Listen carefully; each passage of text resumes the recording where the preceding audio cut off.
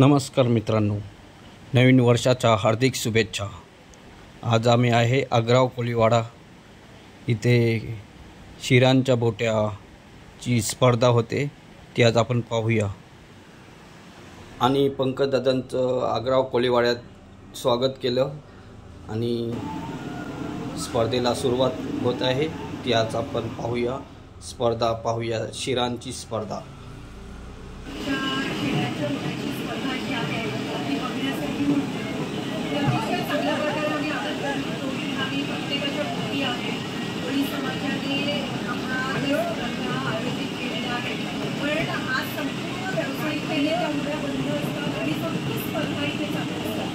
प्रत्येक जण आपापल्या होड्या इथं काढतो आणि त्या होड्यांमधून अनेक मुलं मुली महिला पुरुष असे सगळे या होड्यांमध्ये बसतात आणि खूप आनंद घेते या स्पर्धेच्या होडीच्या मागोमाग आणि पुढे आमची होडी फिरत असतात आणि छान वाद्य वाजत असतं, सगळे नाचत असतात, खात असतात आणि ह्या स्पर्धा चांगल्या प्रकारे पार पडतात।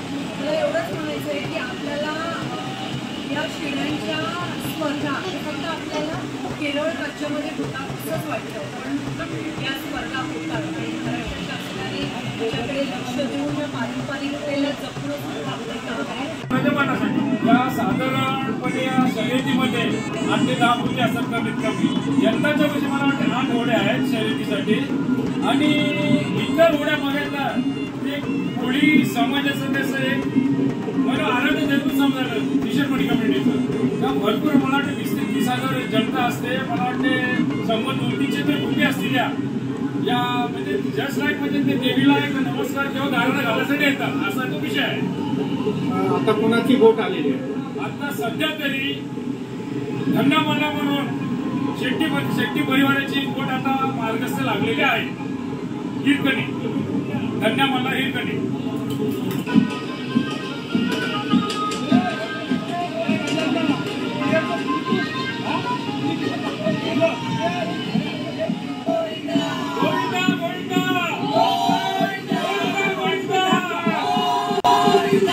वर्षापासूनच्या अगदी परंपरा आग्राव ग्रामस्थांनी या स्पर्धा कायमस्वरूपी ठेवल्या।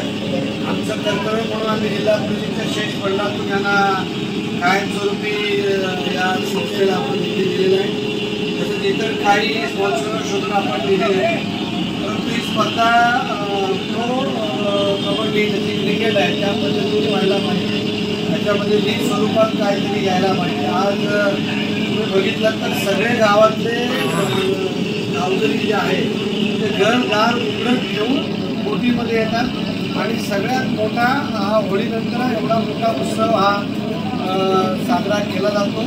आग्राव ग्रामस्थांना मनापासून धन्यवाद दिले पाहिजे की त्यांनी ही परंपरा विलुप्त होत चाललेली जी राखून ठेवलेली आहे आणि पुढे आता जसे जसे वर्ष गेली तसं तसं याचं महत्त्व वाढलं।